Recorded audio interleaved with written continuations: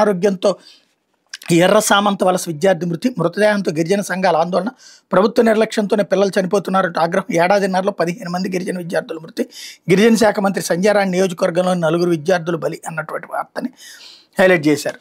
లేకపోతే కోటి ఇస్తా వీసీ పోస్టు నాదే అంటూ కోటి ఇస్తా వీసీ పోస్ట్ నాదే, నన్ను కాదని వీసీగా ఎవరు వస్తారు? సెర్చ్ కమిటీ ఎవరి పేరు సిఫార్సు చేసినా నేనే వీసీ, అవసరమైతే వీసీగా పూర్తి అదనపు బాధ్యతలు ఎఫ్ఏసీ ఆర్డర్ తెచ్చుకుంటాను. ముఖ్య నేత ఇలాకాలోని ఓ వర్సిటీ వీసీ ఇన్ఛార్జ్ వీసీ బహిరంగంగా వ్యాఖ్యానిస్తున్నారు. వాస్తవానికి రాష్ట్రంలో విశ్వవిద్యాలయాలకు పూర్తి స్థాయిలో వైస్ ఛాన్సలర్ని నియమించడంలో ప్రభుత్వం విఫలమవుతోంది. 16 నెలలుగా వర్సిటీల్లో పాలన గాడి తప్పడంతో విద్యా వ్యవస్థ కుదేలవుతుంది. ఇంకా 4 వర్సిటీలకు వీసీలు నియమించడంలో పిల్లిమొగ్గలు వేస్తోంది ప్రభుత్వం. వీసీల నియామకానికి వర్సిటీలకు విడివిడిగా యూజీసీ వర్సిటీ రాష్ట్ర ప్రతినిధులకు 3 సభ్యులతో సెర్చ్ కమిటీ నియమిస్తుంది. సెర్చ్ కమిటీ వీసీ పోస్ట్ కోసం వచ్చిన దరఖాస్తులను పరిశీలించి ప్రభుత్వానికి 3 పేర్లు ప్రతిపాదిస్తుంది. అందులో ఒకరిని గవర్నర్ ఆమోదంతో ప్రభుత్వం వీసీగా నియమిస్తుంది. నేపథ్యంలో ముఖ్య నేత ఇలాకాలోని వర్సిటీ ఇన్ఛార్జ్ వీసీ మాత్రం సెర్చ్ కమిటీతో సంబంధం లేకుండా వీసీ పోస్ట్ కోసం మంత్రాంగం నేర్పుతుండటం తీవ్ర చర్చనీయాంశమైంది అన్నట్టు హైలైట్ చేశారు. అయితే ఓట్ చోరీలా బాబు క్రెడిట్ చోరీ అంటూ వైఎస్ జగన్ హయాంలోని విశాఖ డేటా సెంటర్కి శ్రీకారం.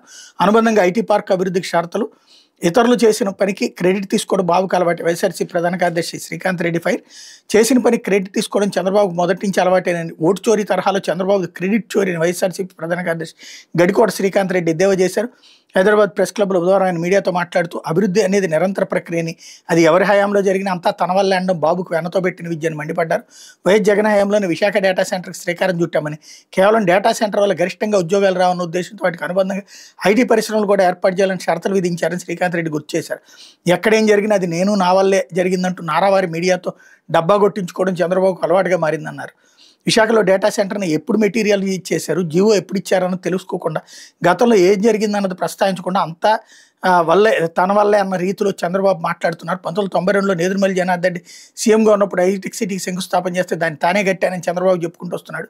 2004 తర్వాత హైదరాబాద్ ఎంత అభివృద్ధి చెందింది? రాజశేఖర రెడ్డితో పాటు మిగిలిన నేతలు ఏ స్థాయిలో అభివృద్ధి చేశారని చంద్రబాబు ఏ రోజు ఆలోచించడం. వైఎస్ రాజశేఖర రెడ్డి ఐటీని కూడా భూమిలోకి తీసుకొచ్చారు. నిజానికి కర్ణాటకలో ఎస్ఎం కృష్ణ, ఏపీలో చంద్రబాబు ఒకేసారి సీఎం అయ్యారు. అయితే తన వల్లే బెంగళూరుకి ఐటీ వచ్చిందని ఎస్ఎం కృష్ణ ఎక్కడా చెప్పలేదు. ఇవాళ దేశంలో ఐటీ ఎగుమతులు $210 బిలియన్ ఉంటాయి. అందులో బెంగళూరు వాటా $80 బిలియన్. కానీ అక్కడ ఏ నాయకుడు ఐటీకి రాజ్యులు అని చెప్పుకోలేదు. చంద్రబాబు హయాంలో కంటే వైఎస్ కేసీఆర్ హయాంలోనే ఐటీ ఎగుమతులు పెరిగాయి అంటూ, ఐటీ కాకుండా ఎలక్ట్రానిక్స్లో మనకన్నా తమిళనాడు చాలా ముందుంది. ఇక మిగిలిన సర్వీస్ ఎగుమతులను బాగా వెనకబడి ఉన్నాయి. ఇవన్నీ సుదీర్ఘకాలం సీఎంగా పనిచేసిన మీ ఫెయిల్యూర్స్ కాదా చంద్రబాబు? వైఎస్ జగన్ సీఎంగా ఉన్నప్పుడు కరోనా విపత్తు వచ్చిన టీసీఎస్ వంటి సంస్థలతో ఒప్పందం చేసుకున్నారు. 2021లో అదాని డేటా సెంటర్ కోసం జీవో ఇచ్చారు. కేవలం డేటా సెంటర్ పెడితే దానివల్ల ఉద్యోగాలు చెప్పుకోదగ్గ సంఖ్యలో రావు కాబట్టి ప్రభుత్వం అనేక రకాలుగా ప్రోత్సాహకాలు ఇస్తున్నందున ఐటీ పార్క్ వంటి అభివృద్ధి చేయాలని నిబంధనలు పెట్టారు.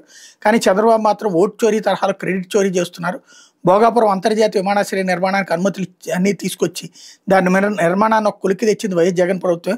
ఉమ్మడి రాష్ట్రంలో విశాఖలో కూడా ఐటీ కంపెనీలు పెట్టాలన్న ఆలోచన కూడా చంద్రబాబు చేయలేదు. వైఎస్ రాజశేఖర రెడ్డి చొరవతోనే విశాఖ అప్పట్లోనే ఐటీ కంపెనీలు వచ్చాయన్నటువంటి వార్తని హైలైట్ చేశారు.